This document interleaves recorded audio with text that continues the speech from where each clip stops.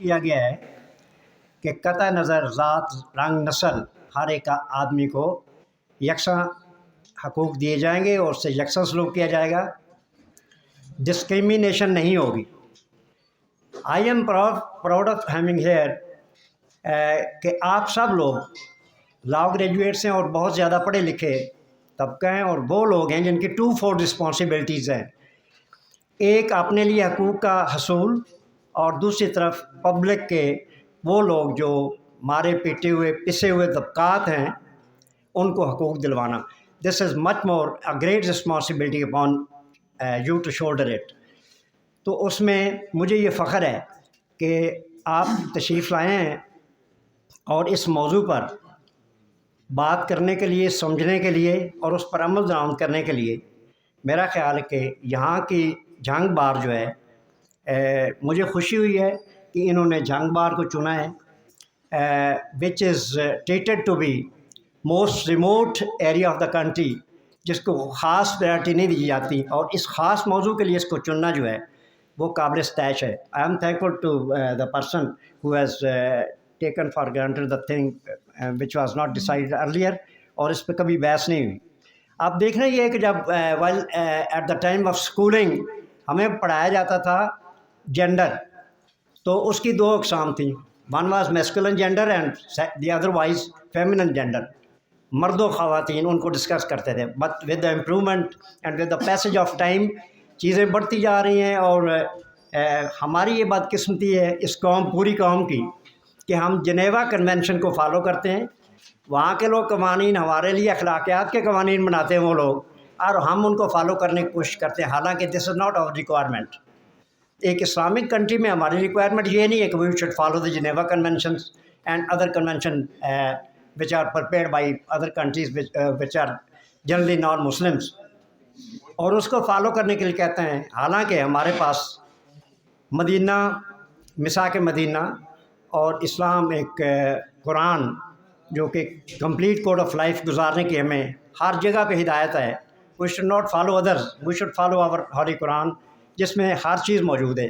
کوئی ایسی چیز دنیا کی نہیں ہے، کوئی دنیا کا ایسا مسئلہ نہیں ہے جس کا قرآن میں حل نہ دیا گیا۔ تو اب میں موجودہ سنیریو میں ٹاپک کی طرف آتا ہوں کہ یہ جینڈر ڈسکریمنیشن، تشدد، وائلنس ایک طاقتور کا کمزور کے مقابلہ میں تشدد ہے، وائلنس ہے، جس کا قانون میں تو ایز سچ ہمارے پاس ایسے جنرل لاز تو نہیں آئے ہیں، کہیں چیدہ اگر آئے ہیں تو ان پر بھی عمل نہیں ہو رہا ہے۔ تو اس کی بظاہر 4 اقسام ہیں۔ Number 1 is physical violation, psychological violation, sexual violence, اور اس طرح چوتھی جو ہے that is also economic violence. ان چاروں کی تشریح جو ہے وہ کو خاص پیرائے میں نہیں کرنا چاہتا، میں ذرا تھوڑا سا مختصر کروں گا کہ طاقتور کا کمزور پر تشدد، that will come under the purview of physical violence, psychological violence نفسیاتی ہے، sexual violence that is very clear upon you which is prevailing in our country as well like other countries. Economical violence ہے، کاروباری ہے، اجارہ داری ہے، کسی ایک گروپ کا یا کسی ایک انڈیویجول کا، طاقتور انڈیویجول کا ایک کمزور کے خلاف۔ اس کی شکل آجر اور مزدور میں بھی ہے، باؤنڈڈ لیبر بھی اس میں آتی ہے، اکیلے یا گروپ کی شکل میں کسی کے حقوق جو ہیں ان کا غصب کرنا۔ اچھا، اس میں اب مزید جو پہلے میں نے گزارش کی ہے کہ میل اور فیمیل، تو اس میں آگے جوں زمانہ سامنے آ رہا ہے اور نئی نئی چیزیں سامنے آ رہی ہیں، اس میں چیزیں شامل ہوتی جا رہی ہیں، اس کے لیے قوانین بھی بنتے جا رہے ہیں۔ تو اس میں ایسا ہے کہ بچے شامل ہو گئے ہیں، یونٹ اور ٹرانسجنڈر، نیز میں ان کو منارٹی کو بھی شامل کروں گا۔ جہاں حکومتیں میجارٹی کے ہوتے ہیں اس میں مائنارٹیز بھی ہوتے ہیں، ان پر بھی تشدد کی ایک قسم یہ پائی جاتی ہے کہ ان کو حقوق نہ دینا یا ان پر بے جا ان کے خلاف طاقت کا استعمال کرنا۔ اب تشدد کی دو قسمیں اور مزید دو قسمیں ہیں. یہ تو تھی ایسی کیٹیگریز تھیں کہ کون کون سی تشدد کی اقسام ہیں. تو دو آگے مزید ایک قانونی ہے اور ایک غیر قانونی ہے. یہ ایک سمجھنا بہت ضروری ہے کہ قانونی کیا ہو سکتا ہے. تشدد وہ تشدد یا وہ سزا which is provided by the government and which is by the provision of laws, وہ ایک قانونی تشدد ہے. اور یہ صرف یہاں نہیں ہے بلکہ یہ دین اسلام میں بھی ہے. مثال کے طور پر کوڑوں کی سزا دی جاتی ہے، اس کو عرف عام میں آپ تشدد کہیں گے، but that is provided in law, that is also provided in the Islam. اور اس کے بعد چوری کی سزا ہے، ہاتھ کا کاٹنا، قتل کی سزا ہے، تو اس میں آپ قصاص کہہ لیں گے. اور یہ اسٹیٹ کی اتھارٹی ہے. اس کو ہم اس تشدد میں نہیں لا سکتے جو کہ غیر قانونی ہے. دوسری غیر قانونی تشدد ہے، جیسے کہ پہلے میں گزارش کر چکا ہوں کہ وہ بزور بازو ہے اور بلا اجازت قانون ہے. unlawful act of someone، وہ ہے وائلنس دیٹ از unlawful. اب جینڈر بیس وائلنس میں اس کی دیکھنا پہلے یہ ہے کہ کسی بھی چیز کو، تشدد کو یا کسی جرائم کو ختم کرنے کے لیے سب سے پہلے ہمیں کیا چاہیے، کس پر ریسرچ کرنی چاہیے.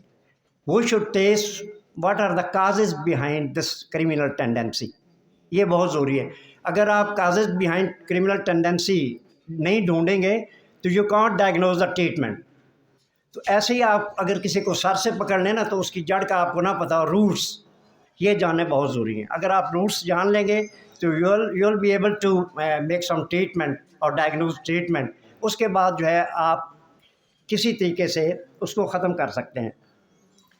تو جیسا کہ میں نے پہلے گزارش کی ہے کہ Islam is a complete code of life and for able guidance we have a pious book in shape of Quran which is a much more than any encyclopedia. It leads us about all secrets of livelihood socially as well as economically. یہ ہے اس کی روح کہ ہم ان وجوہات کا خاتمہ جو ہے وہ کیسے کر سکتے ہیں. تو اس میں خاتمہ کرنے کے لیے you would have to research, conduct research on it. اور اس کے بعد آپ کی دوستی جو ہے that should be with the book. اور وکلاء صاحبان کے تو اسپیشلی ہے کہ 24 آور چاہیے وکالت کرنے کے لیے. But I would say further that وکلاء would be needing 25 hours in a day to study it. اس پہ سرچ کریں اور کریں، کیونکہ میں نے جو پہلے گزارش آپ کو کی ہے کہ you have got 2 responsibilities by the society. وہ صرف آپ کے لیے نہیں ہے، لوگوں کو لے کر انصاف دینا یہ ایک مشکل کام ہے اور مشکل مرحلہ ہے. تو اس میں یہ سمجھتا ہوں کہ جیسے پروفیسر صاحب نے کل بتایا تھا کہ وکلاء جو ہے these are the cream of the society, really it is so. تو اس میں گزارش کروں گا کہ اس کتاب سے دوستی کریں، پڑھیں، لوگوں کو پڑھائیں اور ایک ڈسپلن کے ساتھ اس کو آگے بڑھانے کی کوشش کریں. اب تشدد کے آپ دیکھنا یہ تو وجوہات تھیں. اب تشدد کے لیے مراکز کون سا، کہاں تشدد ہوتا ہے یہ بھی جاننا ضروری ہے. تو it starts from your house, where you are housed you may say at home. گھر سے تشدد شروع ہوتا ہے، محلے میں ہوتا ہے، that is your surrounding atmosphere. محلے میں جو لوگ بستے ہیں مختلف انواع اقسام کے لوگ ہیں، تو وہاں مختلف قسم کے لوگ ہوتے ہیں. اس کے بعد تیسری چیز پرسنالٹی بلڈنگس کے لیے یہ چیزیں ضروری ہیں. Personality building of a child is a man of the future. تو اس میں سب سے پہلے گھر، lap of a mother, your internal atmosphere. اس کے بعد آ جاتا ہے محلے کا ماحول، سراؤنڈنگ ایٹماسفیئر.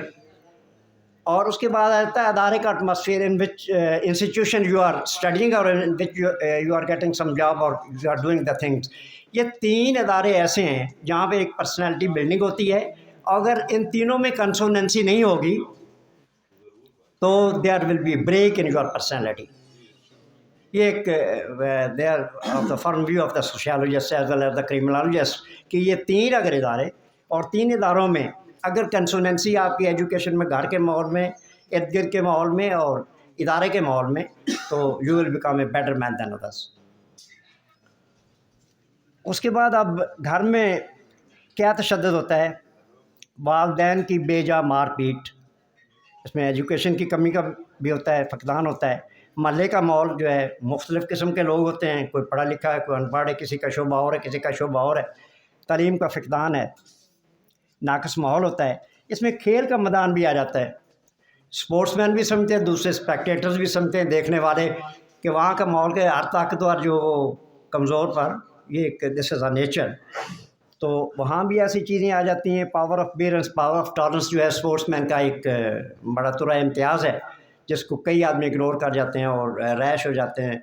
तो इस तरीके से भी ये इसको वहाँ भी चीज़ें ये आ जाती हैं। अब आ जाता है दूसरा, आपके इंस्टीट्यूशन है, थानों में बेह जाता तशद्दुद होता है, गैर कानूनी तशद्दुद होता है। जेल्स में, जिसका कभी वास्ता पड़ा हो, अल्लाह ना करे, विज़िट के लिए आप जाएँ, अल्लाह वैसे ना ले जाए आदमी को, तो वहाँ भी एक मुतशद्दिदाना रवैया होता है, ना सिर्फ एक्चुअल क्रिमिनल्स का, छोटे बच्चों के साथ जो कन्फाइन इन जेल्स, बल्कि स्टाफ का भी। इसी तरह थाने में ये वो जगह हैं जहाँ पे तशद्दुद के ये मराकज़ हैं, घर से लेकर इंस्टीट्यूशंस तक। अब उसके बाद इसका एक नतीजा होता है, हाउ द अफेक्टी रिएक्ट्स। जिस पर तशद्दुद किया जाता है, who is a weak person of week segment of the society, तो वो उसको कैसे लेता है। He will become a वेंचफुल mind. वो बाहर जब आता है, तो जब वो बड़ा होता है तो वो चीज़ उसके जहन से नहीं निकलती।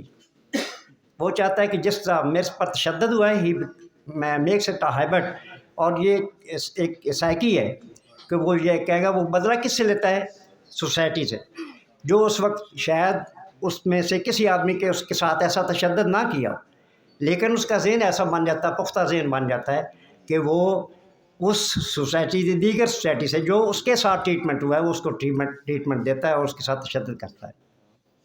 ये इसका नतीजा है। और उसका फिर आखिरी जो है अल्टीमेट रिज़ल्ट क्या होता है, that is in the shape of crimes. और फिर क्राइम जो है वो एक सोसाइटी में अफरा तफरी की शक्ल बन जाता है, वो कुछ सुकून नहीं होता, that does not provide any peaceful atmosphere. इस तमाम पस मंज़र में हमें वायलेंस के महरक़ात तलाश करना होंगे, उसका इलाज, ट्रीटमेंट करना होगा। और what can be the treatment, मैं ये मुख्तसर कर रहा हूँ सारा, ये तो एक बड़ा तवील सब्जेक्ट है। तो उसमें मैं गुजारिश करूँगा कि what I have studied and I have obtained it from my own research and my own life experience, उसमें ये है कि बुनियादी तौर पर तालीम व तरबियत का फ़क़दान होता है। एजुकेशन फॉर ऑल, ये एक बेसिक रिक्वायरमेंट है किसी कौम की तरक्की के लिए। अगर एजुकेशन नहीं है, फिर एजुकेशन को हमेशा याद रखें, एजुकेशन को तरबियत के साथ मिलाना है। सिंपली एजुकेशन किसी काम के नहीं है, unless and until a man is perfectly train, जिसको उर्दू में एक अच्छा इसका तर्जुमा है, तालीम व तरबियत। तो पुराने आप हिस्ट्री देख लें, एंशिएंट हिस्ट्री में आप देखें कि उस वक़्त ये फॉर्मल एजुकेशन जो है वो नहीं थी, बल्कि ज़्यादा तरबियत ही थी, खा वो बादशाह के घर से हो, खा वो गरीब के घर में हो। इस्लाम ने भी इसकी तलकीन की है कि एजुकेशन जो है वो किसी एक कौम का तरक्की का एक तुरा इम्तियाज़ है और किसी एक कौम की तरक्की की बेसिक निशानी है। उसके बाद ये गोल्डन प्रिंसिपल ऑफ लॉ है कि no society can prevail without proper education and training.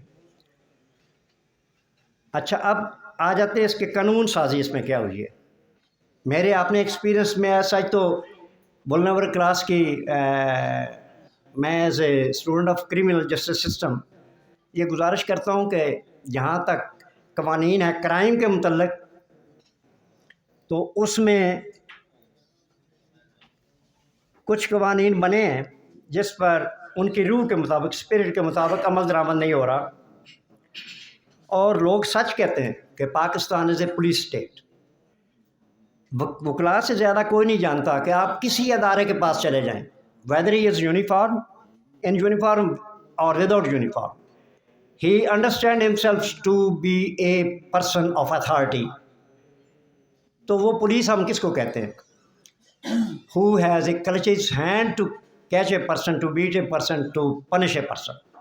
वहाँ उन्होंने अदालत लगाई होती है, और फिर उससे आगे आ जाएं, डाक खाना जहाज से एक आम महकमे से लेकर किसी के पास आप चले जाएं, उसकी अथॉरिटेरियन अप्रोच होगी। اور اتھارٹیرین اپروچ کیا ہوتی ہے کہ جو میرے پاس بندہ ہے اس کے ساتھ جیسا بھی میں ٹریٹ کروں آئی کین ڈو اٹ. تو اس کے لیے یہ ایک قانون میں نے دیکھا ہے میرے نظر سے گزرا، destitute and neglected children act 2004. اس کے پہلے ایک نگہبان سینٹر ہوا کرتے تھے under the purview of social welfare department, ان کے اتھارٹی تھے، ان کو کنٹرول کرتے تھے. یہ وہ بچے ہوتے ہیں جو بے آسرا ہوتے ہیں، شیلٹر لیس ہوتے ہیں، ہوم لیس ہوتے ہیں، بے سہارا ہوتے ہیں. ان نے کوئی جرم نہیں کیا ہوتا. آپ پاکستان کی قانون سازی دیکھیں کہ جس نے جرم نہیں بھی کیا ہوتا اس کو بھی ایک جج بیٹھا ہو، سیشن جج کے رینک کا بندہ، جو کورٹ مقرر کی گئی اور اس کو وہ قاعدہ سزا کر کے بھیجتا ہے. اٹ از آسٹانشنگ بیکاز میرے سینئر بیٹھے ہیں، پریزیڈنٹ بار صاحب بھی تشریف رکھتے ہیں، اور یہ کرمنل کے ایک بہت اچھے وکیل ہیں، شاہ صاحب تشریف رکھتے ہیں جو ہر وقت ڈیل کرتے ہیں کرائم کو.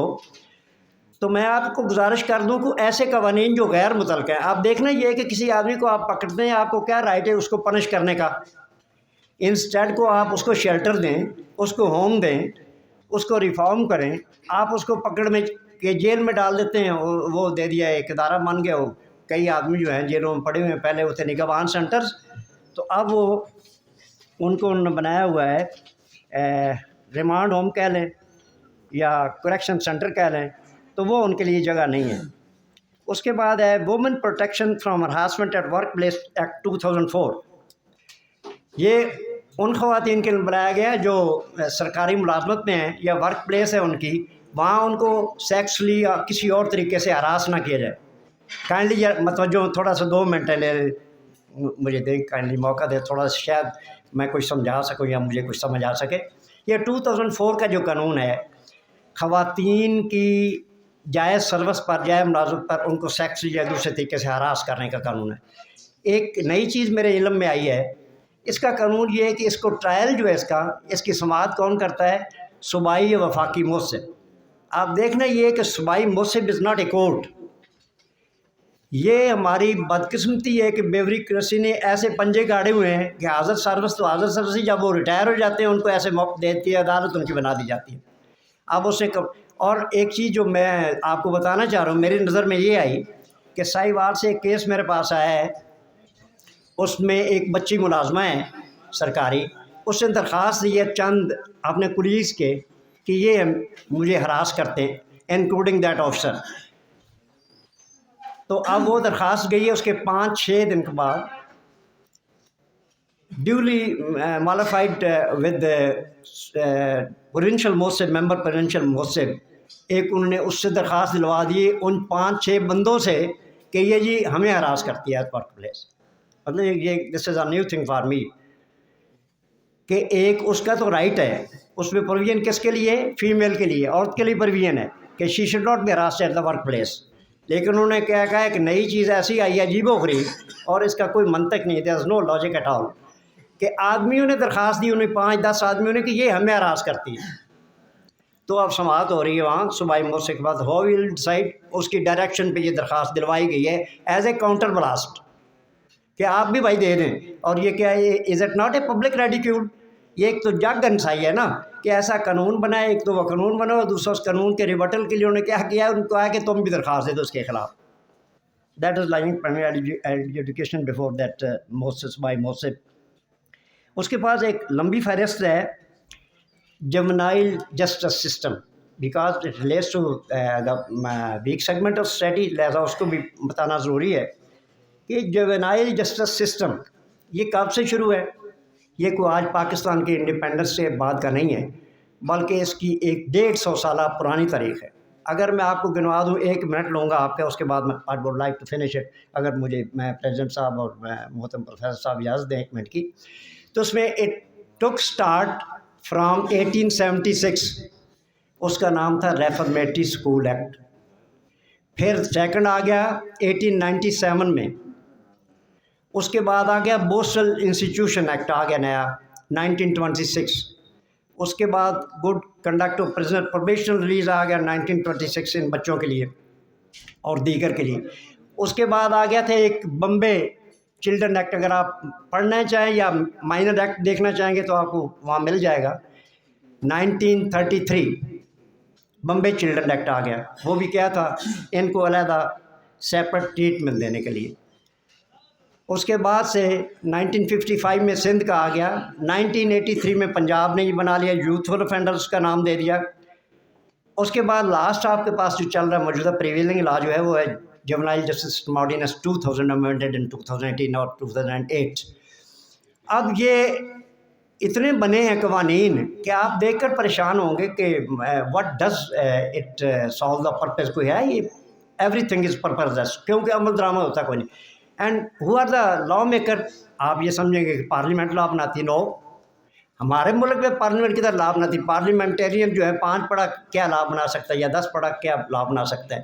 یہ law is made by the executive with the help of law department, اور وہ بھیج دیتے ہیں منوان، وہ ربڑ اسٹمپ کے طور پر اسمبلی پاس کر دیتی ہے۔ اب دیکھنا یہ ہے کہ کیوں امینڈمنٹیں آتی ہیں، اس لیے امینڈمنٹ آتی ہیں کہ وہ قابل عمل نہیں ہوتا، اور میری ریکمنڈیشن ہے کہ how the laws should be made, اس میں یہ ہے کہ جب تک فیلڈ یونٹ کون سی ہوتی ہے جو ہم یہ تھانوں میں، تحصیل میں، ڈسٹرکٹ میں فزیکلی کام کرتے ہیں، پریکٹیکلی کام کرتے ہیں، that is a field unit. یہ بناتا کون ہے law? Controlling unit at the peak, secretary صاحبان بٹھاتے ہیں کلرکوں کو بنا کے، چلو یہ سائن کر دے، بن گیا لا۔ اور کہاں سے بناتے ہیں؟ جنیوا کنونشن قانون ہے، انٹرنیشنل ہمیں مجبوری ہے کہ ہم نے یہ لا بنانا ہے، انفورس کرنا ہے، اس کے ہم سگنیٹری بن جاتے ہیں، سائن کر دیتے ہیں، لاگو ہو جاتا ہے۔ اور یہ سب جتنے بھی لا ہیں دیز آر پریویلنگ لاز، اس میں کسی کو بھی ریپیل نہیں کیا ہوا، سارے چل رہے ہیں۔ اچھا انسٹیٹیوشن اس میں کون سے ہیں؟ ایک چیز وضاحت کرتا چلوں کہ یہ بچے جو جاتے ہیں نا 18 سال کی ایج سے نیچے، ان کے لیے بنا ہوا ہے بوسٹل ایکٹ 1926، جن کے تحت صرف پنجاب میں 2 جیلیں ہیں، ایک فیصل آباد میں اور ایک بہاولپور میں۔ اب کنسیپٹ کیا ہے کہ the juvenile should not be kept in the jails, they should not come under the administrative control of persons in uniform. وہ ادارہ ان کے لیے ہے، ڈائریکٹر یا ڈائریکٹر جنرل ہے پروبیشن اینڈ پیرول سروس کا، he is meant for them to supervise and resocialize them to become healthy citizens. جہاں کریمنل کا ماحول ہو، ایکچوئل کریمنلز ہوں گے اور وردی والے بندے ہوں گے، وہاں بندہ ریفارم کیسے کر سکتا ہے؟ وہ تو خود ریفارم نہیں ہے، the person who is not self reform how he can reform others. تو یہ قوانین ہیں جو میں نے آپ کو تھوڑے سے پڑھ کے بتائے ہیں۔ تو میری گزارش یہ ہوگی پروفیسر صاحب سے کہ تشریف لے جائیں گے، یہ ہیس فورم پہ بیٹھتے ہیں، 2 چیزیں میں لاسٹ پہ ریکمینڈ کروں گا، 3۔ Number 1 education for all, number 2 to implement Islamic socio economic justice which is the main theme and which is the main recommendation of mine. یہ جو سوشو اکانومک جسٹس ہے نا، یہ ہر جگہ پہ ہے۔ 1 منٹ لوں گا ایک مثال دے کر کہ میں ایک انٹرنیشنل فورم پہ ایک میٹنگ اٹینڈ کر رہا تھا، سیمینار ٹائپ بھی تھی، جس میں تمام ایڈوانس کنٹری کے بڑے بڑے اچھے لوگ اور قابل ترین لوگ بھیجے گئے تھے۔ وہ ہے VSO، ایک ادارہ آپ کے انفارمیشن کے لیے، والنٹیئر سروسز اوورسیز، اسلام آباد سیکٹر 7 یا 8 میں، پروفیسر صاحب کو پتہ ہوگی، یہاں رہتے ہیں وہاں۔ تو اس میں یہ تمام لوگ تھے، تو میں گیا تھا نمائندگی کرتے ہوئے ہوم ڈپارٹمنٹ کی ان کرمنل جسٹس سسٹم۔ تو ان پہ آخری جو مقرر تھا اس نے ایک بات کہی تھی کہ یار وی آر شاکڈ کہ ہمارے ممالک میں، ایڈوانس کنٹری میں، there is a socio economic justice and that is provided at the doorstep of every common person. تو ہمارے کرائم کی جو why it is on the rise. تو ڈسکس کرتے رہے، لاسٹ پہ میری باری تھی، تو میں نے ان کو سمپل جواب دیا 2 فکروں میں نے کہا جی کہ یہ تو آپ اس پر تمام متفق ہیں کہ جہاں معاشی اور معاشرتی انصاف دیا جائے گا وہاں کرائم نہیں ہوگا۔ Why it is so then in your advance countries? This was my question to all the members. تو سارے خاموش ہو گئے۔ انہوں نے کہا کہ gentleman you will be knowing well, اس کا آنسر تو آپ کے پاس ہوگا۔ تو میں نے کہا کہ there is need of only addition 1 word before socio economic justice, that is Islamic socio economic justice, and they are all silent. Thank you very much. میں سما خراشی کی ہے، میں نے زیادہ وقت لیا ہے۔ I am thankful to everybody and Mister President as well as the professor guest home. Thank you very much. I hope कि इंशाल्लाह ताला बच्चे बहुत शुक्रिया सर। अब मैं दावत खिताब देता हूँ मैडम उल्फत नासिर साहिबा को कि वो स्टेज पे आएँ और अपने ख्यालात का इज़हार।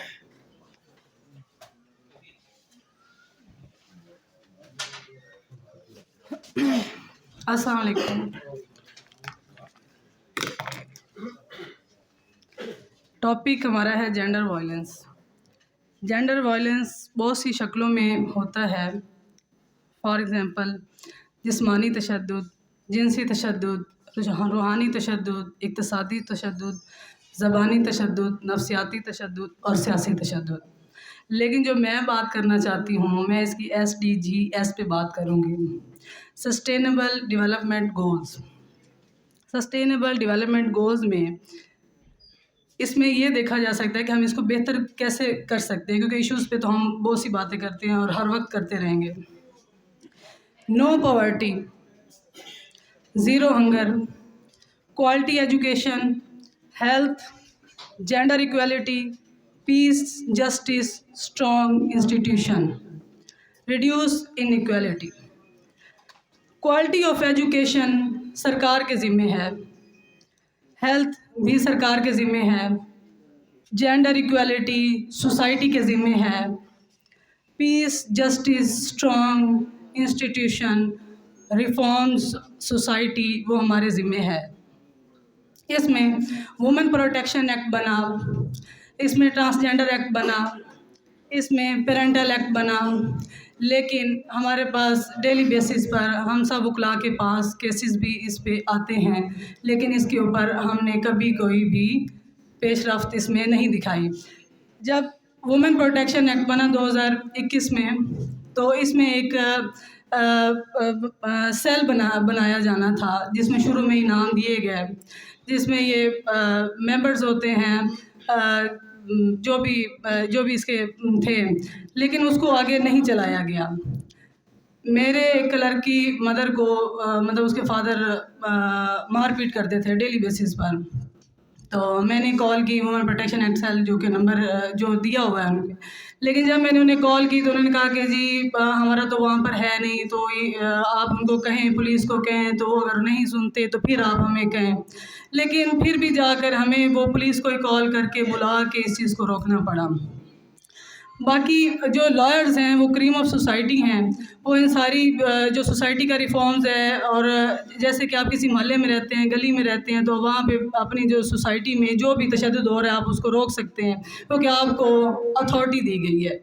उसके बाद बाकी रह गई जो एक्ट्स बने हैं, इन एक्ट्स को जो मैं कहना चाह रही हूँ ये है कि इसके ऊपर हमें काम करना चाहिए। इसके जो सेल बने हुए हैं उसको एक्टिव करवाना चाहिए और उसके ऊपर हमें काम करना चाहिए ताकि हम सोसाइटी को रिफॉर्म कर सकें। Thank you.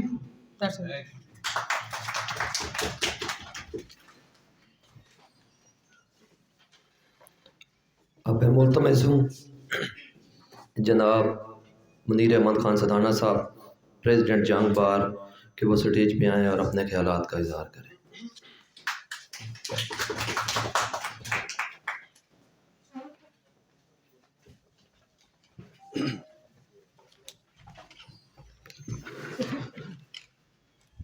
बिस्मिल्लाहिर्रहमानिर्रहीम, नामदहु व नुसल्ली अला रसूलिल करीम। मेरे मुअज़्ज़िज़ अरकान बार, आज के मेहमान जनाब डॉक्टर मेजर अताउल्लाह खान साहब और बाकी जिन्होंने मेरे भाइयों ने ये सारा प्रोग्राम आज मुरतब किया, इसमें अपनी पार्टिसिपेशन ली और एक अवेयरनेस का सेशन शुरू किया बार में, मैं उन सबको सलाम पेश करता हूँ और खराज तहसीन पेश करता हूँ। आज का जो टॉपिक है, मैं ये समझता हूँ कि डॉक्टर साहब इस पर बहुत खूबसूरत बोलेंगे, चौधरी मंजूर साहब ने भी बड़ी एग्जॉस्टिव इस पर गुफ्तगू की है, और मैडम उल्फत ने भी बहुत अच्छी इस पर अवेयरनेस दी है। तो मैं इन सब दोस्तों, इन सब को इस लिहाज से अप्रिशिएट करता हूँ कि इन्होंने आज सनफी तशद्दुद पे, वायलेंस बेस जो ट्रांसजेंडर जेंडर डिरेक्शन है उस पर माशाल्लाह बहुत अच्छा वर्क किया हुआ था और अवेयरनेस पहुँचाई है आप सब तक। लेकिन आज देखना ये है कि ये सनफी तशद्दुद जो है इसका रोल क्या है, یہ انسانی عزت، انسانی وقار، انسانی پرسٹیج، ہر ایک چیز کو یہ تباہ و برباد کرتا ہے. اس سے مینٹل ڈیزیزز آتی ہیں، اور یہ مینٹل ڈیزیزز وہ ڈیزیزز ہیں جو کینسر سے بھی زیادہ ہیں. کینسر کا علاج ہو سکتا ہے، ان ڈیزیزز کا علاج نہیں ہو سکتا ہے ان کی وجہ سے. یہ ہمیں ورک کرنے کی ضرورت ہے، ہمیں کام کرنے کی ضرورت ہے کہ جتنی وائلنسز ہیں، جیسے ابھی بتائی ہیں صاحب نے، سائیکولوجیکل ہیں، فزیکل ہیں، سوشل ہیں اور اکنامیکل ہیں، جتنی وائلنسز ہیں، ان سب وائلنسز کو روکنے کے لیے ہم کیا اقدام کر سکتے ہیں؟ وکلا کیا کر سکتے ہیں؟ ہم سوشل انجینئر ہیں. ہم نے سوسائٹی کو بلڈ کرنا ہے، آرگنائز کرنا ہے، سوسائٹی کو اپلفٹ کرنا ہے، کریم آف سوسائٹی ہے. اس کے لیے ہمارا رول کیا ہونا چاہیے؟ ہمارا رول یہ ہے کہ جو ولنریبل ہے، جو جینڈر بیسڈ وائلنس ہے، اس پہ ہم لوگوں کو اویئرنیس دیں. آپ نے یہ اویئرنیس دینی ہے جس سے سوسائٹی میں اسٹیبلٹی آئے گی، سوسائٹی میں استحکام آئے گا. یہ استحکام لانے کے لیے آپ سب کو اس بات کی ضرورت ہے کہ اس پہ جو ہمارے قانون ہیں، جو امپورٹنٹ ہیں، جو ویک ہیں، جن کی امپلیمنٹیشن نہیں ہے، اس پہ آپ ورک کر کے اس کو اجاگر کریں. ہمارے اس ناکارہ نظام میں جو ہمیں ملتا ہے اس کے لیے ہم لوگوں کو اویئر کریں، تاکہ یہ ذہنی، جسمانی، جینڈر بیس جو تشدد ہے. جینڈر ہے کیا؟ اس میں ٹرانسجینڈر ہے، جن کے خواجہ سرا ہیں، فیمیل ہیں. یہ سب سے بنیادی چیز جو ہمارا سب سے معاشرے کا بنیادی اکائی خاندان ہے، یہ یہاں خاندانوں سے شروع ہوتی ہے، جہاں پہ اس کو کوئی کمپلینٹ بھی نہیں کر سکتا. وہ وائلنس ایسی ہوتی ہے کہ جس کے بارے میں کوئی کہہ بھی نہیں سکتا. اب اس پہ دیکھنا یہ ہے کہ آپ وکلا ہیں، آپ سب پڑھے لکھے ہیں، اس پہ لا کیا ہے؟ جو اویلیبل لاز ہیں، جو انٹرنیشنل لاز ہیں، اویلیبل لاز جو ہیں، میں ان کی حد تک جو ہے وہ عرض کروں گا کہ ہمارے فیڈرل لاز بھی ہیں اس پہ، جس میں پاکستان فیملی لا ہے، اس میں میرج، چائلڈ میرج ایکٹ ہیں، اس میں وومن پروٹیکشن ایکٹ ہے، اس میں انسانی سمگلنگ کے، ان کو روک تھام کے ایکٹ ہیں، اس میں آپ کے گھریلو تشدد کے ایکٹ آئے ہوئے ہیں جن کو ہم نے اسٹڈی بھی نہیں کرتے، جن کے لیے ہم یہ سمجھتے ہیں کہ اس کو، یا سائبر کرائم ایکٹ ہے، الیکٹرانک آج کل سب سے زیادہ ہرس کی ہے. اس پہ آپ لوگوں کو اسٹڈی کر کے لوگوں کو اویئر کرنا چاہیے کہ جس کے ساتھ آج دیکھیں کسی کی تصویر لگ جاتی ہے، کسی کے خلاف سوشل میڈیا میں فیمیل کو، بچوں کو، بہت ساری چیزیں ایسی ہیں جہاں پہ آ جاتا ہے، اور وہ ان کی پوری زندگی جو ہے وہ ذہنی پسماندگی میں چلی جاتی ہے. ان کو ہمیں اویئر کرنا ہے. اسی طرح پروونشل لاز ہیں، پروونشل لاز میں ہمارے جو ہیں وہ، اس میں مجرمان کی بچوں کی، کم عمر بچوں کی شادیاں ہیں، کہ اس قسم کے جو لاز ہیں وہ ہمیں ان پہ اویئرنیس دینی ہوگی. بہت سارے ایسی چیزیں ہیں، ہمیں کام کرنے کی ضرورت ہے. اور میں آج خراج تحسین پیش کرتا ہوں اس ادارے کو، پروفیسر صاحب کو، کہ جنہوں نے اس معاملے کو سینسٹائز کیا، اس معاملے پہ اویئرنیس سیشن کیا، اس پہ گفتگو کی، اور اس پہ گفتگو کرنے کے بعد ہم اس کو آگے لے کے چلیں گے. تو میں یہ سمجھتا ہوں کہ آج کا یہ تربیتی سیشن تھا، اویئرنیس کے لیے تھا. ہمیں ہر وقت اویئرنیس چاہیے. ہمیں اپنا ذہنی جو ہماری روح ہے، ذہنی جو غذا ہے، ہمیں وہ یہ ایجوکیشن ہی ہے، اس پہ ہمیں ڈسکس کرنی چاہیے. سوسائٹی کے جتنے بھی رانگ ڈوئرز ہیں ان کو ہمیں ہائی لائٹ کر کے ان پہ ورک کرنا چاہیے. تو میں انہی الفاظ کے ساتھ آپ سب کا تہ دل سے شکر گزار ہوں، اور ڈاکٹر عطاء اللہ صاحب کا بھی شکر گزار ہوں کہ انہوں نے جنگ بار کو چنا اور یہاں آپ کے آ کے اس پہ اویئرنیس دی. انہی الفاظ کے ساتھ میں آپ کا شکریہ ادا کرتا ہوں.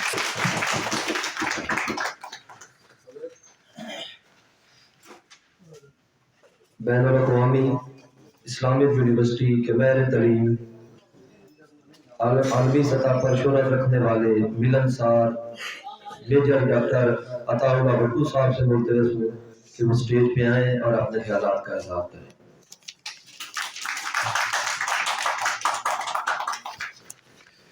بسم اللہ الرحمن الرحیم. میں سب سے پہلے تو شکر گزار ہوں یہ جو باہر کی کیبنٹ کا پریزیڈنٹ صاحب، وائس پریزیڈنٹ، جنرل سیکرٹری اور بار ممبران جنہوں نے اتنا کھلے دل سے ویلکم کیا اور میرا حوصلہ بڑھایا.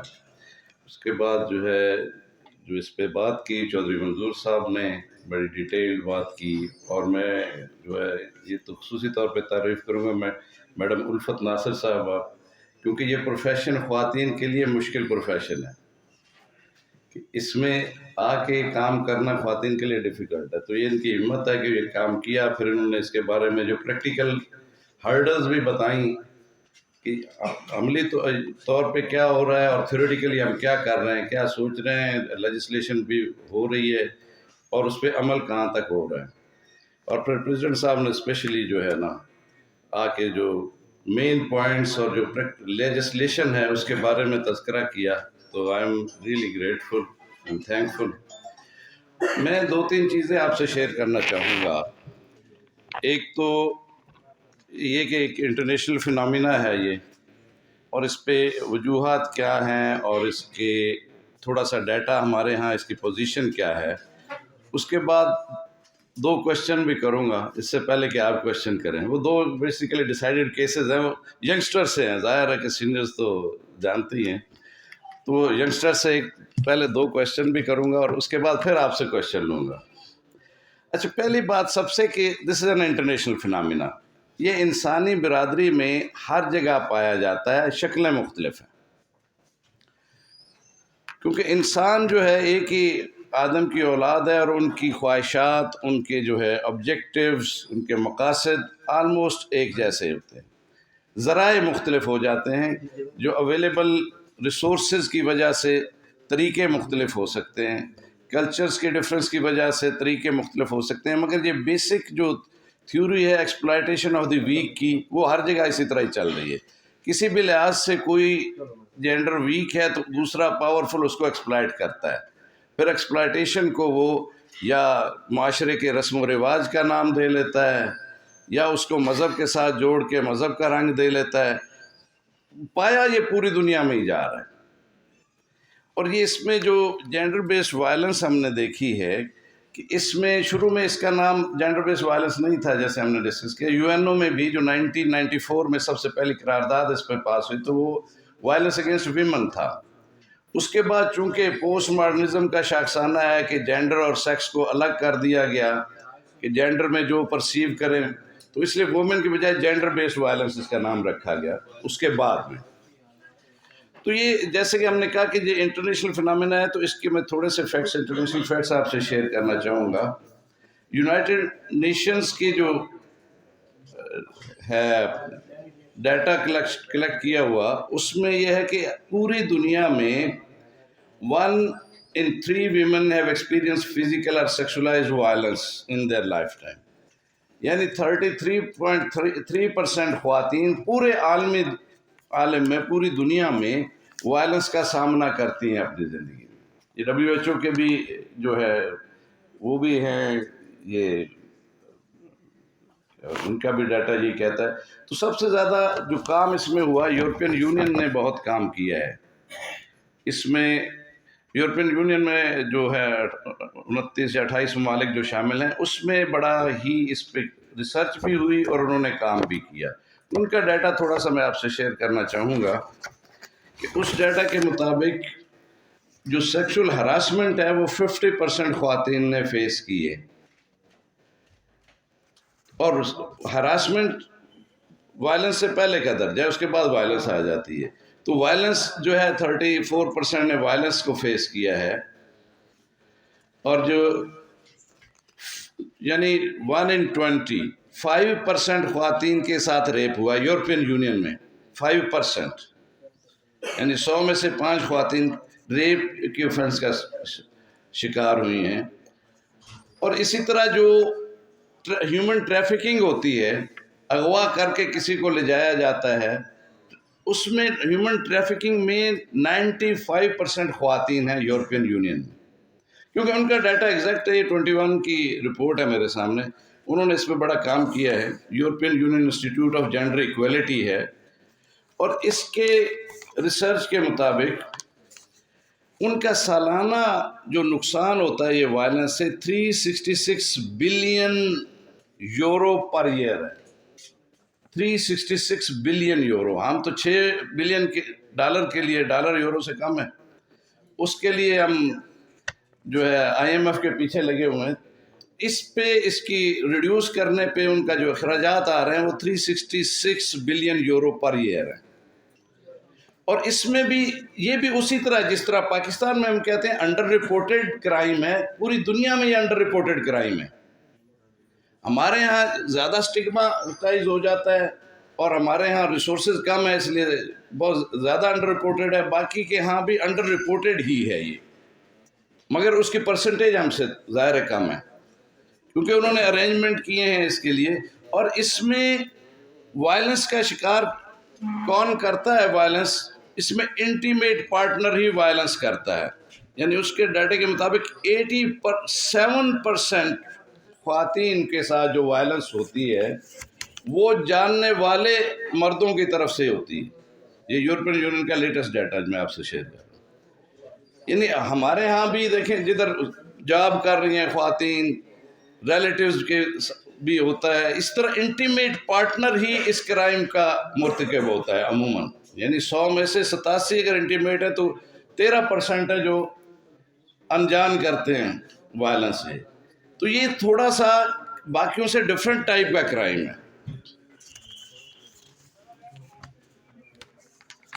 اس میں کچھ انٹرنیشنل جو باڈیز ہیں اس پہ کام کر رہی ہیں. 3-4 باڈیز کا نام لوں گا تاکہ ہمیں یہ تو فیملیئر ہو، ہم اس سے ہوں کہ کس قسم کا کام کون سی یو این کی باڈی کر رہی ہے، انٹرنیشنل باڈی کون سی ہے جو جس کام پہ لگی ہوئی. ایک یو این ویمن ہے آرگن یونائٹڈ نیشنز کا، United nation women promotion that promotes early intervention that focuses on promoting relationship between boys and girls and based on respect, equality through education. یعنی یو این وومن جو department ہے United nations کا، اس کا یہ کام ہے کہ وہ بوائز اینڈ گرلز میں، اسکولوں میں، کالجز میں ایسے نصاب شامل کیے جائیں، ایسے ادھر کورسز کیے جائیں یا ایسے اویئرنیس کے لیکچر دیے جائیں کہ وہ ایک دوسرے کی ریسپیکٹ کریں. تو اس قسم کا کام کرنا چاہتے ہیں تو آپ یو این وومن سے مدد لے سکتے ہیں، یا انٹرنیٹ پہ بھی اویلیبل ہے. اس طرح گلوبل فنڈ فار وومن ہے، وہ ان ایفرٹس کو پروموٹ کرتا ہے کہ جو انڈسٹری میں خواتین کام کرتی ہیں، اسپیشلی گارمنٹ انڈسٹریز میں. گارمنٹ انڈسٹری میں خواتین کی پروٹیکشن کے لیے یہ جو گلوبل فنڈ فار ویمن ہے اس سے مدد لی جا سکتی ہے. اس طرح یو ایس ایڈ جو ہے یہ اویئرنیس کا کام کرتا ہے سوسائٹی میں، اور جو ان کو مدد کرنے کی کوشش کرتا ہے کہ جو خواتین اس کا شکار ہو جاتی ہیں. تو ان کے بھی ویب سائٹ سے یہ اسپیشلی ہمارے لیے وکلا کے لیے ہے کہ اگر ان سے ہیلپ لی جا سکتی ہے جو انہوں نے کام کیے. Women for women international organization ہے، تو وہ ویمن رائٹ کی ایجوکیشن پہ ایفرٹ کر رہی ہے اس وقت انٹرنیشنل لیول پہ.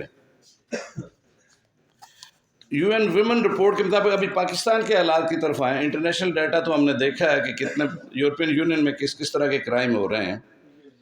یہ پاکستان میں ان کے خواتین کی جو ہمارا نیشنل جو سینسس ہوا ہے، جو مردم شماری ہوئی ہے، 49.2% فیمیل ہیں، 50.8% میل ہیں. اور اس میں ایک حیرانگی کی بات یہ کہ 64% پاپولیشن ہماری 30 سال سے کم عمر لوگوں پہ مشتمل ہے. یعنی ینگسٹر ہیں ہمارے 64% پاکستان میں. اور اس کو جو ہے نا ینگ کنٹریز ایسے کہا جاتا ہے جہاں ینگسٹر کی تعداد زیادہ ہو. ان میں قوت کار بہت زیادہ ہوتی ہے. جاپان جیسے اس میں بوڑھوں کی تعداد زیادہ ہے، ینگ کی بہت کم ہے. وہ ایفرٹ کر رہے ہیں کسی طرح آبادی بڑھے ان کی.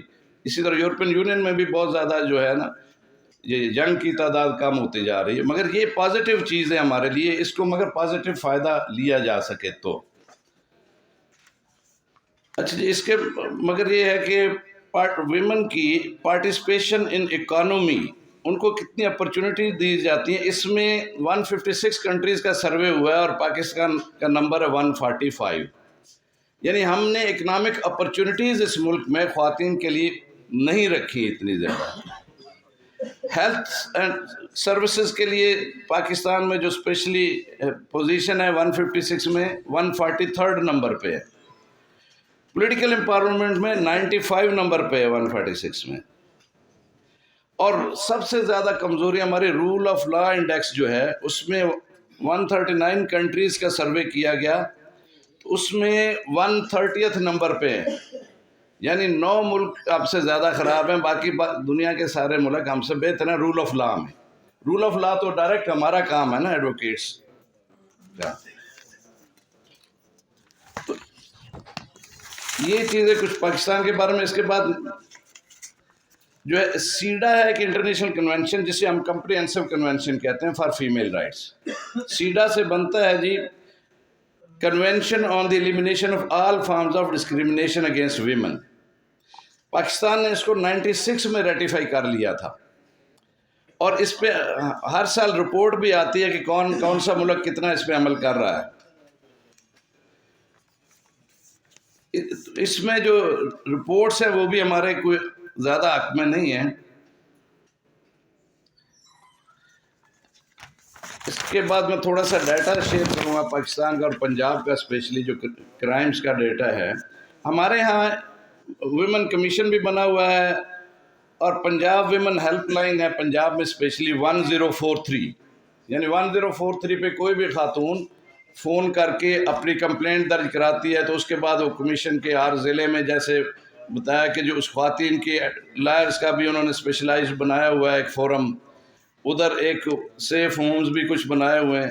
تو اس نے ڈیٹا جو دیا ہے اس سال کا، جو کچھ 20 اور 21 کا ڈیٹا میرے پاس ہے، کہ 2020 میں انہوں نے 22,947 کال سنی ہیں، جس میں 35 کالیں مرڈر کی تھیں جو خواتین کی، 67 ریپ کی، 77 کڈنیپنگ کی، اور 2,287 ڈومیسٹک وائلیشن کی، ڈومیسٹک جو ہے وائلنس کی. اور جو ورک پلیس پہ وائلنس کی 497 ہیں.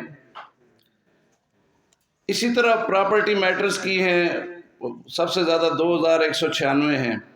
دیکھیں سب سے زیادہ اس ڈیٹے میں جو آ رہی ہیں نا، ایک تو ڈومیسٹک وائلنس کی آ رہی ہیں، دوسری پراپرٹی میٹرز کی آ رہی ہیں. یہ دو میٹر جو ہمارے ہاں خواتین کی وائلنس کے بہت زیادہ ہیں. اور اس کا جو ہے ایک اس کا جو ہے لاہور ڈسٹرکٹ وائز بھی ڈیٹا ہے. 2020 میں لاہور میں 3,920 کالیں سنی گئیں، مگر 2021 میں 5,219. اس طرح پنڈی کا، فیصل آباد کا سب ڈسٹرکٹ وائز ڈیٹا بھی پڑا ہوا ہے، باولپور، گوجرانوالہ، سرگودا، اس طرح مختلف اضلاع کا. ابھی ہمارے ہاں جو اس پہ رپورٹڈ کیسز ویمن کے، اس کا جو ڈیٹا پرانا ڈیٹا ہے تھوڑا سا 2015 کا، وہ میں آپ کے سامنے رکھوں گا. ابھی ڈیٹا میں تبدیلی آ گئی ہے، 2022 میں چینج آئی ہے. 2015 میں یہ تھا کہ 5,391 کیسز. یہ میں ڈیٹا دے رہا ہوں office of inspector general police Punjab I G Punjab کے پورٹل پہ یہ ڈیٹا پڑا ہوا ہے کہ 2012 میں 5,391 کیسز ہوئے، جس میں سے سزا ہوئی ہے 279 بندوں کو. اسی طرح 2013 میں بھی 5,397 کیسز رجسٹر ہوئے ہیں، جس میں 316 کو سزا ہوئی ہے. 2014 میں 6,000 آلموسٹ کیسز تھے، مگر سزا کتنوں کو ہوئی ہے کنوکشن 211 یعنی 6,000 میں سے 211. اور 2015 کا جو ڈیٹا ہے یہ 6,505 کیسز رجسٹر ہوئے ہیں اور سزا ہوئی ہے جسٹ 91 بندوں کو. یعنی کنوکشن ریٹ کیسے ہمارا چل رہا ہے اور کیس رجسٹر کتنے ہوتے ہیں اور الٹیمیٹلی ٹرائل کے بعد کنوکشن تک کتنے پہنچتے ہیں. اس کے وجوہات ڈیفرنٹ ہیں، کہ صلح ہو جاتی ہے یا معاشرتی دباؤ ہے، وہ کیس واپس لینے پہ مجبور کرتا ہے، مگر پوزیشن یہ ہے کہ ڈیٹا ہمارے مد نظر رہنا چاہیے. اچھا، اس میں کیسز کتنے ہوئے ہیں؟ ریپ کے کیسز 2012 میں 2,295، 13 میں 2,427، 14 میں 2,670، 15 میں 2,509. یعنی اسی طرح مرڈر کے یہ سارے کیسز کا ڈیٹا موجود ہے. یہ بلکہ میں آپ کو سافٹ کاپی بھی میں دے دیتا ہوں، آپ پریزیڈنٹ صاحب کو دے دوں گا ہارڈ بھی.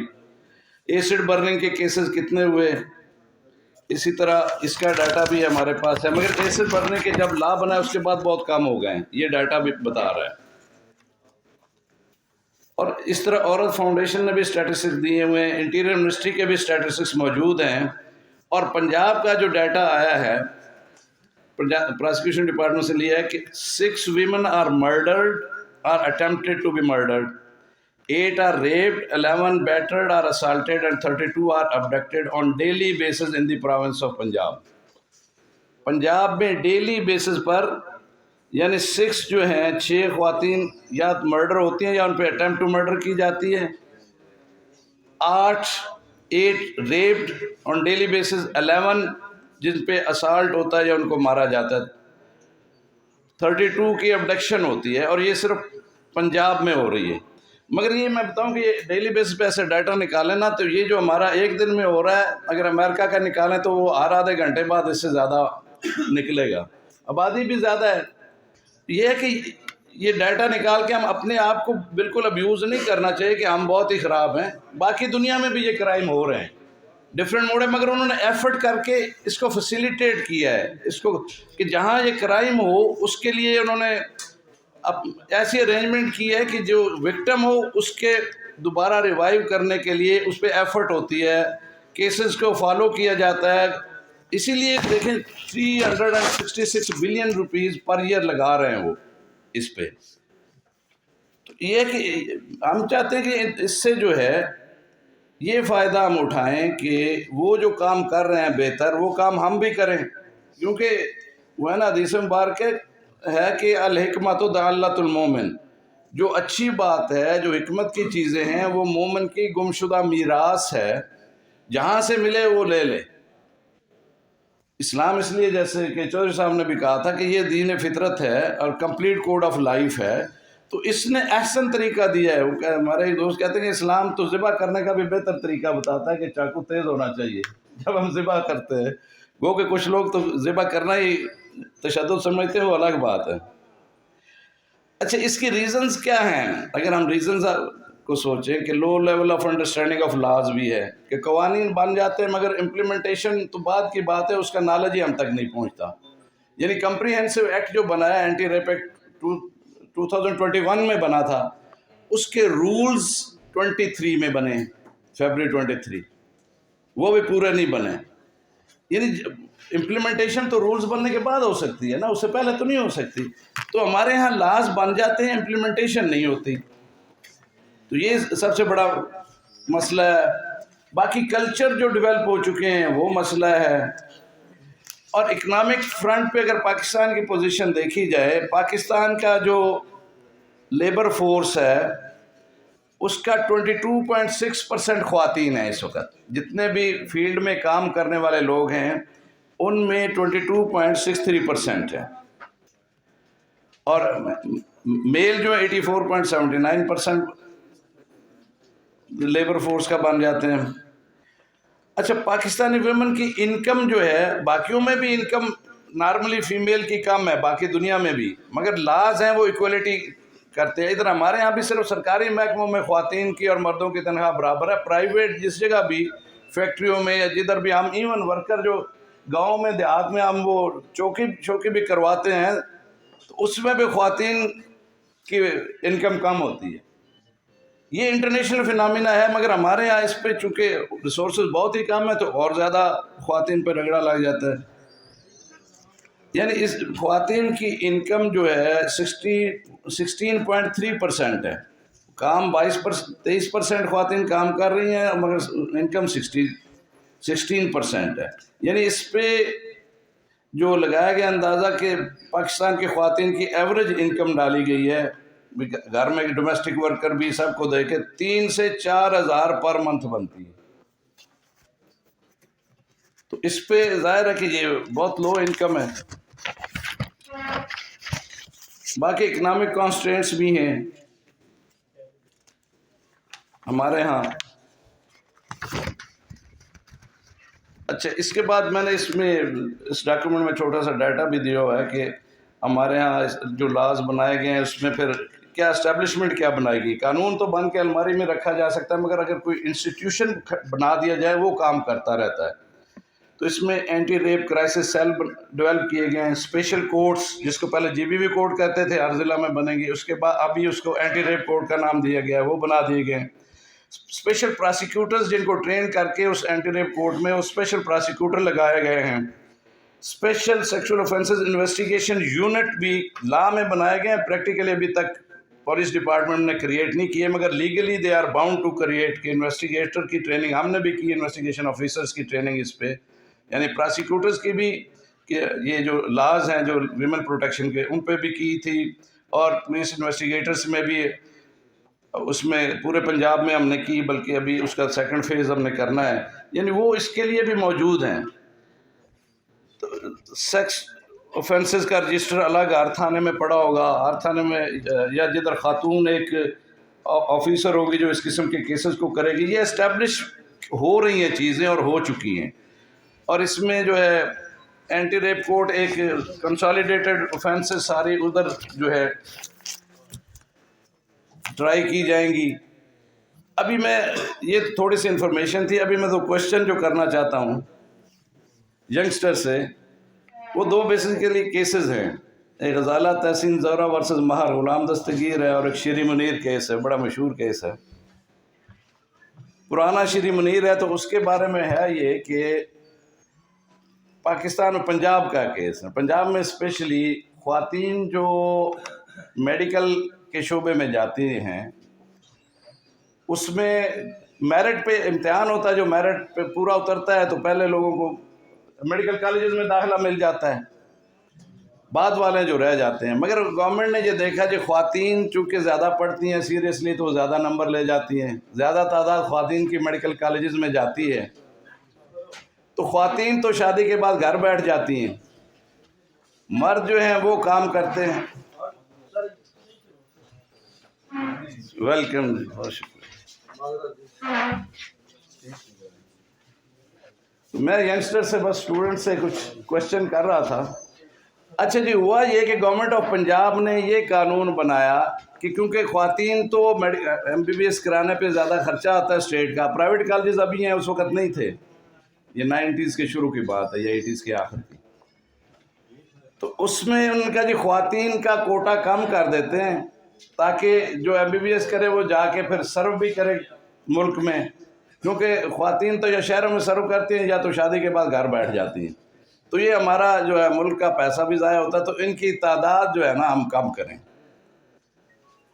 انہوں نے پھر میرٹ الگ الگ بنانے کا قانون بنایا کہ ان کا میرٹ جیسے 1000 نمبر پہ اگر میل یا 900 نمبر پہ ایک میل اسٹوڈنٹ کو ایڈمیشن ملتا ہے تو 1000 نمبر پہ خواتین کو ملا، تو سیٹیں ان کی 30% کر دیں، 70% میل کی ہوئی، تو اس کا مطلب یہ ہوا کہ جو 900 نمبر والا میل ہے وہ ایڈمیشن لے لے گا، اور خاتون کو ایڈمیشن لینے کے لیے 1000 نمبر لینے پڑتے ہیں۔ اس کو چیلنج کر دیا ایک لڑکی نے لاہور ہائی کورٹ میں، پھر یہ سپریم کورٹ تک گیا۔ مگر میرا سوال آپ سے یہ ہے کہ آپ کے ذہن میں کیا آتا ہے، یہ لا ٹھیک ہے یا ڈسکریمنیشن ہے؟ کہ آپ کے پاس یہ کیس آ جائے تو آپ کیا کریں گے؟ پہلے سیناریو سمجھے یا نہیں، یا دوبارہ میں؟ ہاں جی، ابھی آپ کیا ڈیسائیڈ کریں گے کہ آپ ینگسٹر سے یہ سوال ہے کہ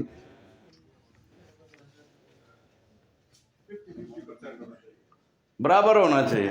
نہیں، 50% میں بھی ایک چیز ہے کہ کوٹا اگر 50-50 رکھ دیں تو بھی خواتین زیادہ نمبر لے لیتی ہیں، تو خواتین تو کم، پھر زیادہ نمبر لینے والے اگر ہم ایسا کرنا، میرٹ بنتا ہے اوپر کی یہ لائن بنی ہے، یعنی یہ 1100 ادھر سے 1000 اور ادھر سے چھوٹ، اگر ہم پہلے لینے کٹ لگا دیتے ہیں 1000 پہ تو اس میں سے 60% خواتین ہوں گے، 40% میل ہوں گے۔ اگر ہم میرٹ پہ رکھیں تو اگر 50-50 کریں پھر بھی خواتین جو ہے زیادہ نمبر کیونکہ لے رہی ہیں تو وہ کم آئیں گی، وہ زیادہ نمبر انہیں لینے پڑیں گے، زیادہ نمبر والی خواتین آئیں گی تو کم نمبر والے لڑکے آ جائیں گے۔ ہاں، میرٹ ہونا چاہیے، مگر ملک کا کتنا پیسہ خرچ ہوتا ہے اور الٹیمیٹ کیا اس سے پرافٹ ملتا ہے، یعنی یہ تو ایک لحاظ سے پیسہ ضائع نہیں ہو رہا کہ خواتین کو جو ہم پڑھا رہے ہیں مگر ہمیں پتہ ہے کہ انہوں نے سرو نہیں کرنا قوم کو۔ ہاں، یہ دو کم از کم ٹائی پڑھنی چاہیے، پھر ایک سوال بنتا ہے نا۔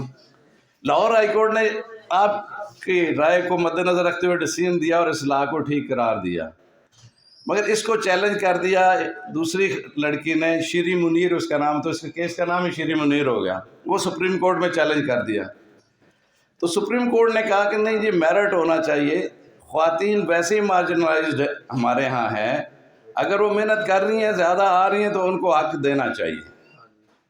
یہ سپریم کورٹ کا ڈیسیژن اس کے بعد سیٹل ہو گیا ہے کہ جو بھی ابھی ज़्यादा नंबर लेगा उसका हक है, मेरिट पे चाहे। अच्छा जी, दूसरा क्वेश्चन मैं करूँगा, इसके बाद आपसे क्वेश्चन लेंगे। दूसरा केस है गजाला तहसीन ज़ोहरा वर्सेस महर गुलाम दस्तगीर।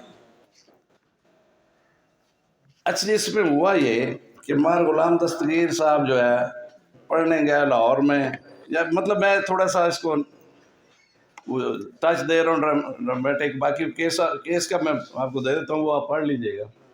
उसने स्टडी करने गया लाहौर में, साथ ही क्लास फेलो से उधर शादी भी कर ली, अदरवाइज ठीक ठाक था, ज़मीनें भी ठीक थी, बिजनेस इधर भी था बाहर भी था।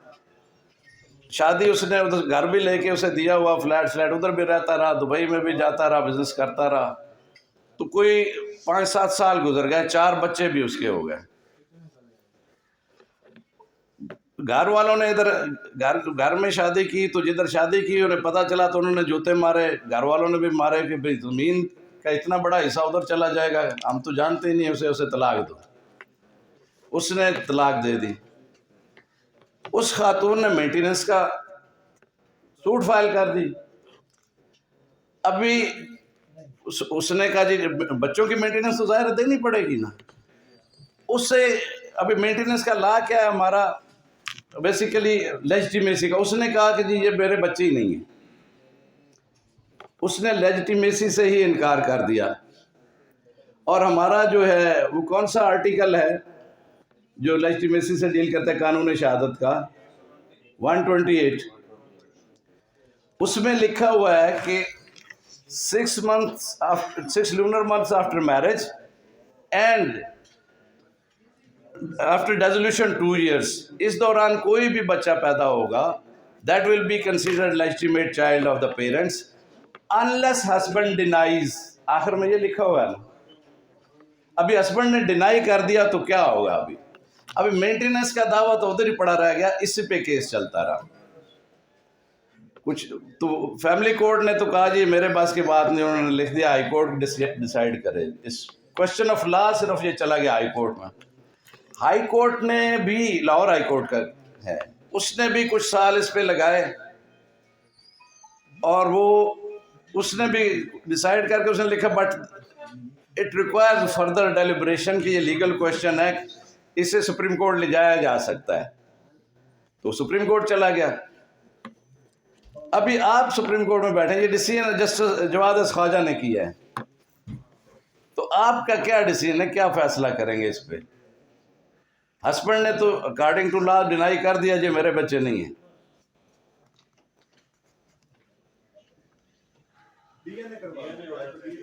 हाँ भाई, डीएनए, पहली बात यह है कि डीएनए की पोजीशन क्या है, डीएनए की एविडेंशरी वैल्यू क्या है, पहले तो ये देखें ना। DNA is an opinion. वो डीएनए के ऊपर उसको देख के कहते हैं इससे सिमिलरिटी है, और इस डीएनए रिपोर्ट को इवन इंग्लैंड ने भी डिनाई किया है, लंदन की कोर्ट ने भी डिनाई किया है। ये आज से 15 साल पहले का केस मैं आपको बताता हूँ। हाँ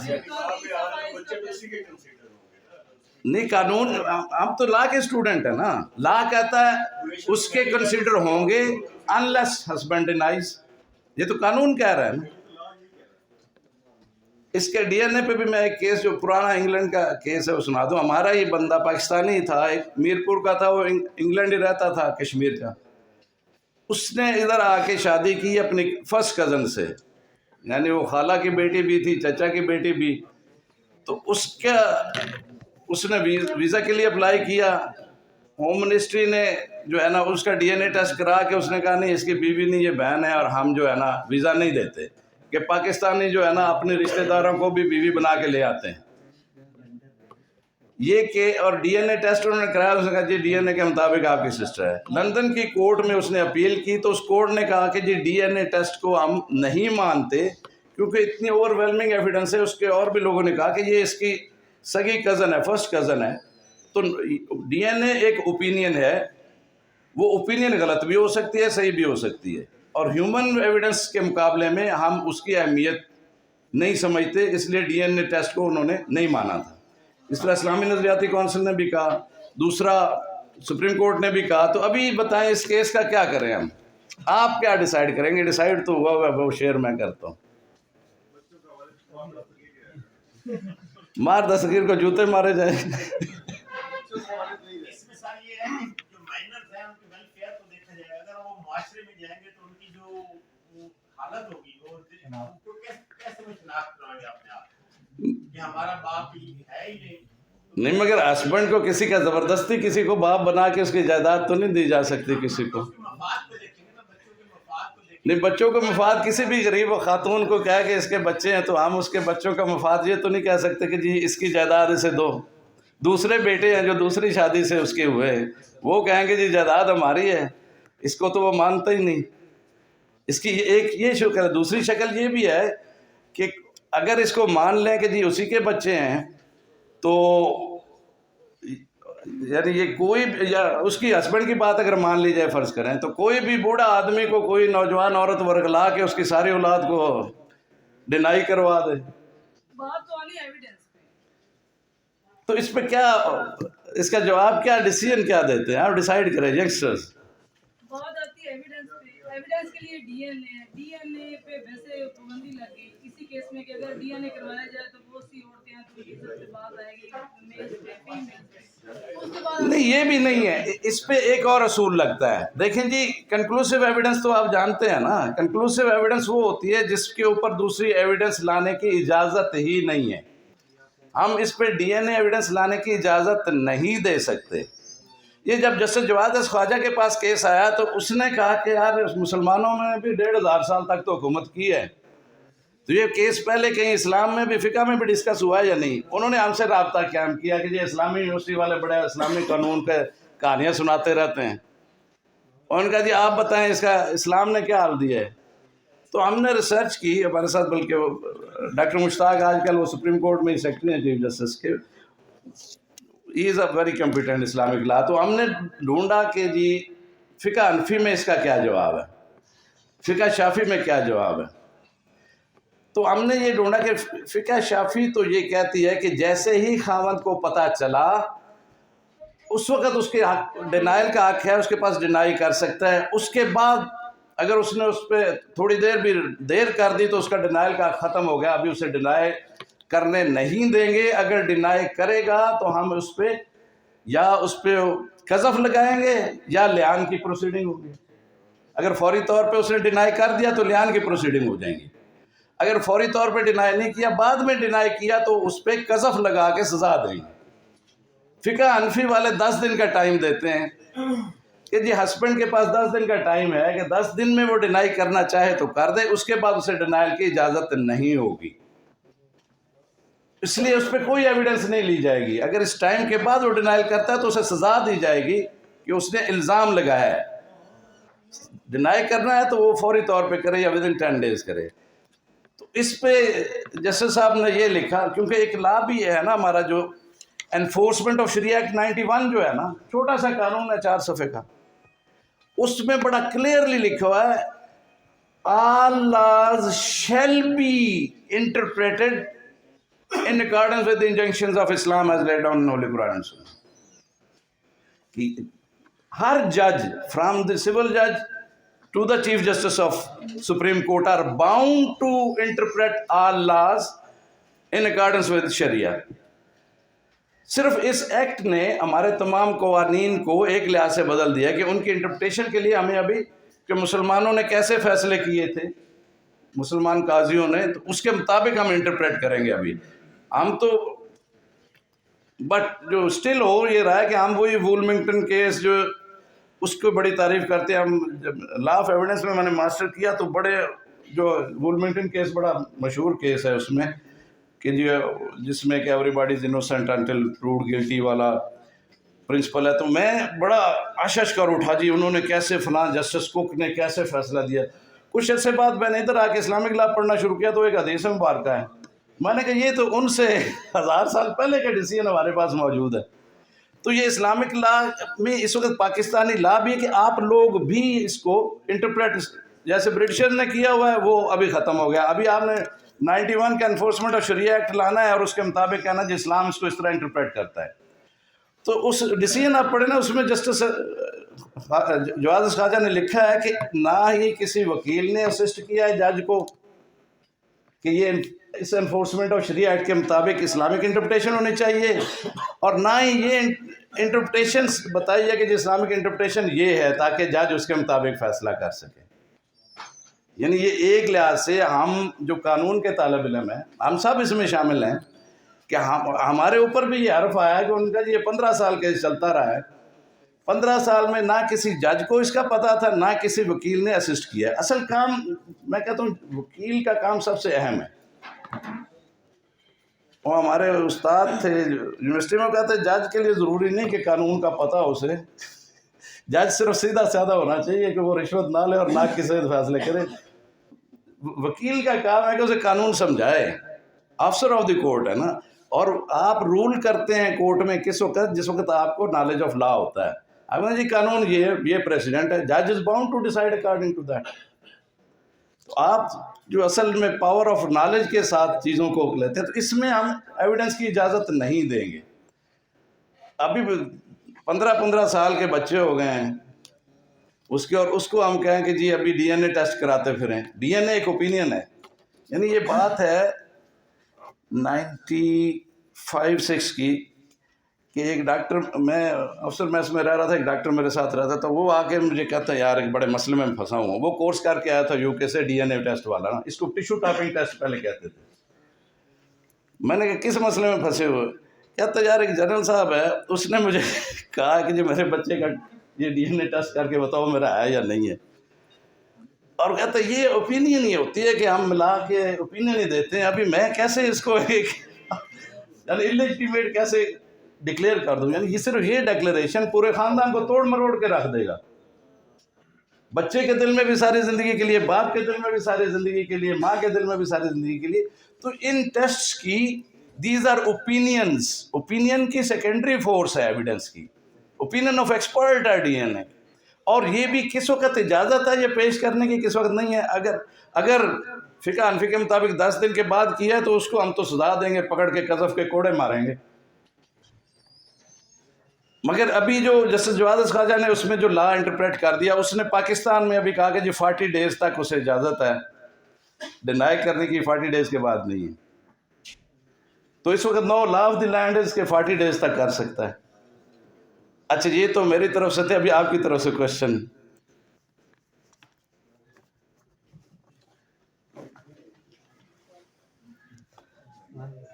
ورنہ ابھی جو کرتے یہ ہیں کہ جی پریزیڈنٹ صاحب بھی موجود ہیں، جنرل سیکرٹری بھی ہیں، تو پارٹیسپینٹ کو ہم سرٹیفکیٹس دلوا دیتے ہیں تو کنکلوڈ کر لیتے ہیں سیشن. ابھی جیسے آپ مناسب سمجھیں. آج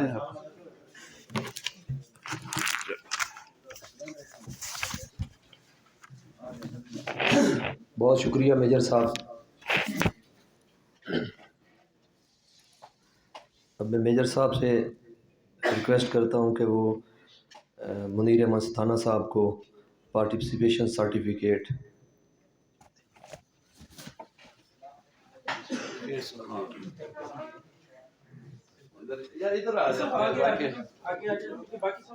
ہاں باقی سب دوستوں کو بھی جو ہے نا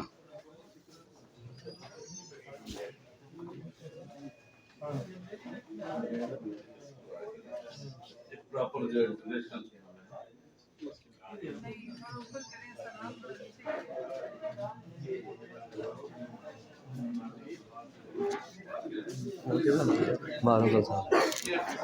مار محمد افضل سیال صاحب سے استدعا ہے کہ وہ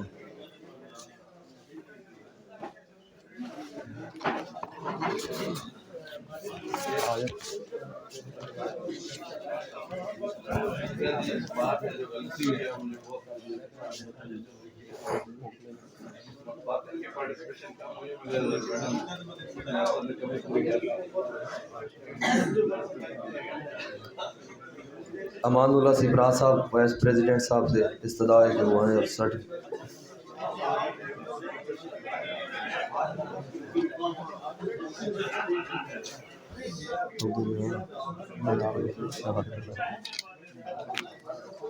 میڈم الفت ناصر صاحبہ سے ریکویسٹ ہے کہ وہ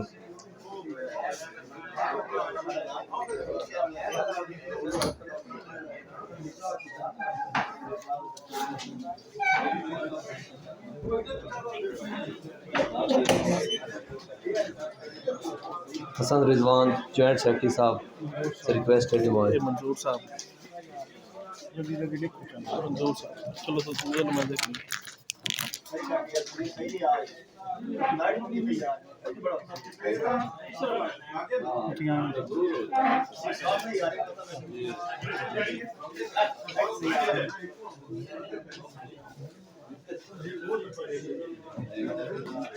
منظور اتیانہ صاحب سے ریکویسٹ ہے کہ وہ اسٹیج پہ آئیں اور آپ سرٹیفکیٹ وصول کریں۔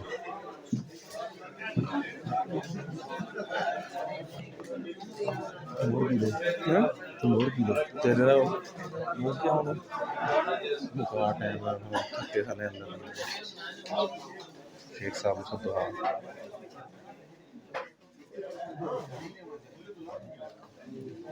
شیخ غلام مصطفیٰ صاحب سے ریکویسٹ ہے کہ وہ اسٹیج پہ آئیں اور سرٹیفکیٹ وصول کریں۔ وہ آ گیا تین میسج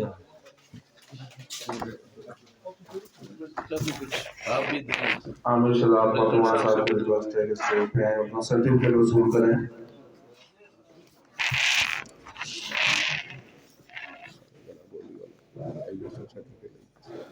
تمام دوستوں کے سرٹیفکیٹ موجود ہیں، کھانا کھا لیں تو پھر سب کو انشاءاللہ مل جائیں گے۔ Thank you. یار بلا کے پریزیڈنٹ صاحب سے سب کی تصویر ہو جائے نا، پریزیڈنٹ صاحب بھی بلا لیں تو اب بارے بارے ایک